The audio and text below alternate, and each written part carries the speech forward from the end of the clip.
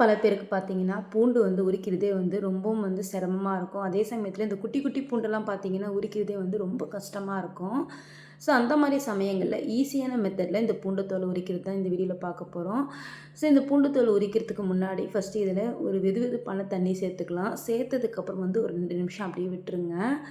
So, நம்ம கை விரல்கள்ல பார்த்தீங்கன்னா வந்து நகம் இல்லனாலும் சுலபமான மெத்தட்ல வந்து நம்ம இந்த பூண்டு தோல உரிச்சிடலாம். இப்போ பாருங்க 2 நிமிஷம் ஆயிடுச்சு. ஸோ, அவ்வளோதான். இப்போ பாருங்க நான் பூண்டு தோல் உரிச்சு காட்டுறேன். சுலபமா டக்குன்னு மேலே இருக்கிற போர்ஷன் மட்டும் நீங்க எடுத்துட்டு லைட்டா கீழ நீங்க அப்படியே கிள்ளி எடுத்தாலே போதும். சூப்பரா வந்து இந்த பூண்டு தோல்லாம் உறிஞ்சி வந்துரும். ட்ரை பண்ணி பாருங்க ஃப்ரெண்ட்ஸ். இது ரொம்பவும் யூஸ்ஃபுல்லான டிப்ஸு.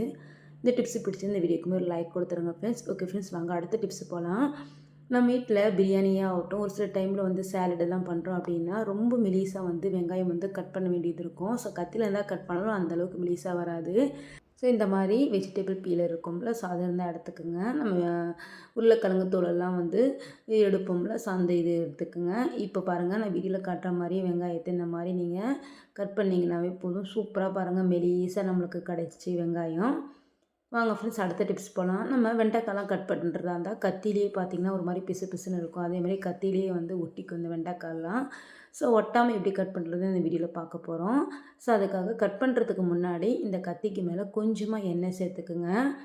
எண்ணெய் சேர்த்ததுக்கப்புறம் வந்து 2 சைடுமே வந்து நீங்கள் நல்லா தடவி விட்டுக்குங்க. ஸோ இதுக்கப்புறம் வந்து நீங்கள் வெண்டைக்காய் கட் பண்ணிங்கன்னா சுத்தமாக வந்து அந்த கத்தியில் ஒட்டவே ஒட்டாதீங்க பாருங்கள். ஸோ சூப்பராக அழகாக நம்மளோட வேண்டிய சைஸுக்கு நம்ம கட் பண்ணிக்க வேண்டியது தான்.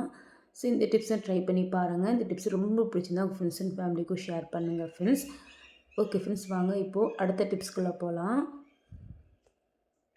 குளிர்காலத்துலேயே ஆகட்டும் இல்லை மழை காலத்துலேயே ஆகட்டும், இந்த ஆயிலெலாம் பார்த்திங்கன்னா ஒரு மாதிரி கட்டி ஆயிரும். ஸோ இந்த கட்டியான சமயங்களில் ஆயில் வந்து நம்ம என்ன எடுத்தாலும் வரவே வராது. இது ஈஸியான மெத்தடில் 2 செகண்டில் எப்படி இந்த ஆயிலை வந்து மெல்ட் ஆக்குறத இந்த வீடியோவில் பார்க்க போகிறோம். ஸோ இப்போ பாருங்கள் என் கையில் கொட்டுறேன், சுத்தமாக வந்து எண்ணெயே வரலை. இதை வந்து எப்படி வந்து நம்ம மெல்ட் ஆக்குறது வீடியோவில் பார்க்கலாம். ஸோ அதுக்காக ஒரு நீளமான டம்ளர் எதுனா இருந்தால் எடுத்துக்கோங்க. இப்போ பாருங்கள் இந்த டம்ளரில் நம்ம தண்ணி ஊற்றிக்கலாம் ஃப்ரெண்ட்ஸ். நல்லா வெது வெதுப்பாக இருக்கணும், ரொம்ப சூடாக இருக்கக்கூடாது.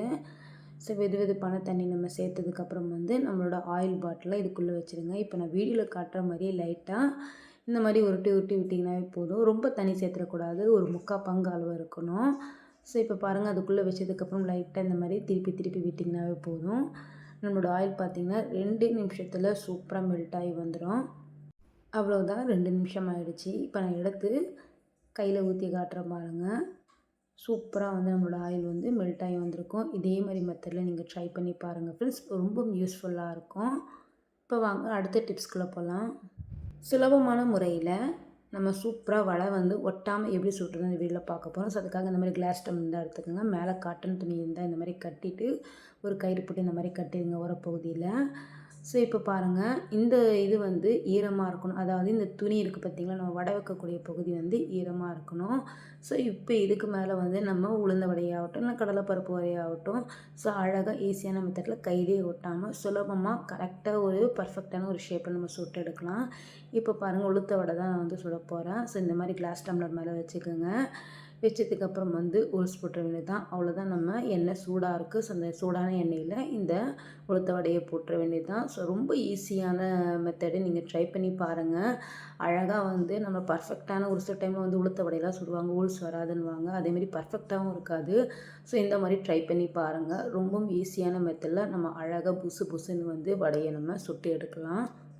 இதுலேயே இன்னொரு டிப்ஸு சொல்கிறேன் பாருங்கள் ஃப்ரெண்ட்ஸ். நம்ம எதனா வந்து ஆயில் வந்து பொரிக்கிறோம் அப்படின்னா, ஸோ அந்த பொரிக்கக்கூடிய பொருள் வந்து எண்ணெய் உரியாமல் இருக்கும். அதே சமயத்தில் எண்ணெய் வந்து சீக்கிரமாக காலியாகாமல் இருக்குன்னா, நீங்கள் பொரிக்கக்கூடிய அந்த எண்ணெயில் லைட்டாக சால்ட் உப்பு மட்டும் போட்டு அதுக்கப்புறம் வந்து நீங்கள் பொரிக்க ஸ்டார்ட் பண்ணுங்கள். எண்ணெய் சுத்தமாக வந்து உரியாது. ட்ரை பண்ணி பாருங்கள், இதுவுமே ரொம்ப யூஸ்ஃபுல்லாக இருக்கும். அவ்வளோதான், நம்ம வடையை வந்து அழகாக சூப்பராக வந்து குயிக்காக போட்டாச்சு. ட்ரை பண்ணி பாருங்கள் ஃப்ரெண்ட்ஸ். இந்த டிப்ஸ் பிடிச்சிருந்தாலும் உங்கள் ஃப்ரெண்ட்ஸ் அண்ட் ஃபேமிலிக்கும் ஷேர் பண்ணுறதுக்கு மறக்காதீங்க. ஸோ இந்த வீடியோக்குமே ஒரு லைக் கொடுத்துருங்க ஃப்ரெண்ட்ஸ். அவ்வளோதான், நம்மளோட வடை பாருங்கள் சூப்பராக பர்ஃபெக்டாக ரெடியாகி வந்துடுச்சு. ட்ரை பண்ணி பாருங்கள் ஃப்ரெண்ட்ஸ். அடுத்து பாருங்கள், நம்மளோட ஃப்ரீசரில் எப்பவுமே வந்து ஐஸ் கட்டும். ஸோ அந்த மாதிரி ஐஸ் கட்டாமல் இருக்கவும், அதே சமயத்தில் நம்ம வைக்கக்கூடிய பொருட்கள்லாம் பார்த்தீங்கன்னா, சம்டைம் வந்து அந்த ஃப்ரீசரோட ஃப்ரீஸாக ஒட்டிக்கும்.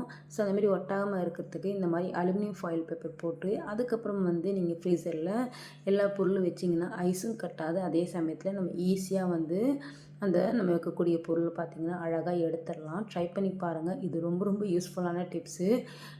நம்ம கரண்ட் பில்லுமே பார்த்திங்கன்னா அதிகமாக வராது. ஐஸ் கட்டுறதுனால தான் ரொம்ப அதிகமாக வந்து கரண்ட் பில் வருது. ஸோ இந்த மாதிரி மெத்தடில் நீங்கள் ட்ரை பண்ணி ஸ்டோர் பண்ணி பாருங்கள்.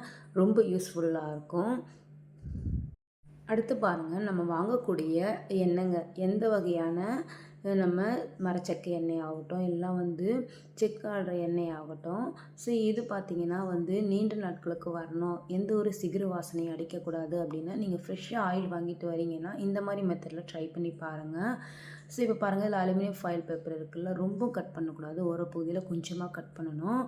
ஸோ இந்த மாதிரி கட் பண்ணி லைட்டாக இப்போ அந்த வீடியோவில் காட்டுற மாதிரி மடக்கி விட்டுக்குங்க. இப்போ இதுக்கப்புறம் வந்து முக்கியமான ஒரு பொருள் இதில் சேர்க்கணும். ஸோ அந்த பொருள் சேர்க்கறனால நம்ம வாங்கக்கூடிய எண்ணெய் பார்த்திங்கன்னா வாங்கும்போது எப்படி இருந்துச்சோ அதே மாதிரி லாஸ்ட்டு முடிகிற வரைக்கும் அதே மாதிரி இருக்கும். இப்போ பாருங்கள், இந்த எண்ணெயில் 3 மிளகு மட்டும் போட்டு வச்சுருங்க ஃப்ரெண்ட்ஸ். இதை க்ளோஸ் பண்ணிடுங்க.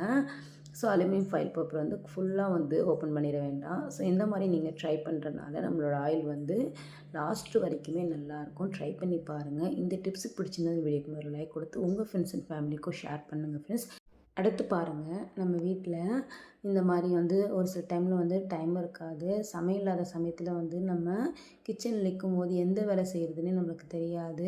ஸோ டைம் இல்லாத சமயத்தில் குயிக்காக வந்து சுலபமான மெத்தடில் ஒரு சில டிப்ஸை நான் சொல்கிறேன். இதை ஃபாலோ பண்ணி பாருங்கள். இப்போ நம்ம வந்து பொரியல், முட்டையெல்லாம் வேக வைக்கிறோம் அப்படின்னா தனித்தனியாக வேக வைக்கிற மாதிரி இருக்கும். ஸோ இந்த மாதிரி இட்லி பாத்திரத்தில் நீங்கள் கீழே முட்டையை வச்சுட்டு அதுக்கப்புறம் வந்து நம்ம வெஜிடபிள்ஸ் எதுனா பண்ணுறோம் அப்படின்னா நம்ம வேக வைக்கக்கூடிய அந்த காய், அதாவது ஒரு சில காயெல்லாம் பார்த்திங்கன்னா டக்குன்னு வெந்து வராது. அதில் ஒன்று தான் பீன்ஸுமே.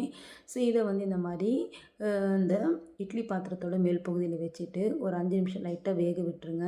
ஸோ இது வேக வைக்கிற சமயங்களில் நம்ம அதுக்குள்ளே வெங்காயம், தக்காளி இதெல்லாம் வந்து வதக்கி எடுத்துடலாம். இப்போ பாருங்கள், இந்த காய் வந்து ஒரு 5 நிமிஷம் லைட்டாக வெந்துருச்சு. ஒரு சைடு பார்த்திங்கன்னா இந்த பொரியலுக்கு தேவையானது எல்லாமே வந்து வதக்கி எடுத்தாச்சு. அவ்வளோதான், அந்த பொரியல் அதுக்குள்ளே போட்டு மிக்ஸ் பண்ண வேண்டியது தான். ஸோ அதுக்கப்புறம் பாருங்கள், நம்மளோட முட்டையுமே வந்து சூப்பராக வெந்து வந்துடுச்சு. ஸோ இது வந்து கேஸ் சேவிங் டிப்ஸ் இல்லாமல் நம்மளுக்கு டைம் சேவிங் டிப்ஸாகவும் இது ரொம்ப யூஸ்ஃபுல்லாக இருக்கும். ட்ரை பண்ணி பாருங்கள். ஓகே ஃப்ரெண்ட்ஸ், இந்த வீடியோவில் சொன்ன எல்லா டிப்ஸுமே கண்டிப்பாக உங்களுக்கு பிடிச்சிருக்குன்னு நினைக்கிறேன். அப்படி பிடிச்சிருந்தா இந்த வீடியோக்கு ஒரு லைக் கொடுத்து நம்மளோட சேனலை சப்போர்ட் பண்ணி உங்கள் ஃப்ரெண்ட்ஸ் அண்ட் ஃபேமிலிக்கும் ஷேர் பண்ணுங்கள். ஓகே ஃப்ரெண்ட், நெக்ஸ்ட் இன்ட்ரெஸ்டிங்கான வீடியோவில் பார்க்கலாம். தேங்க்ஸ் ஃபார் வாட்சிங்.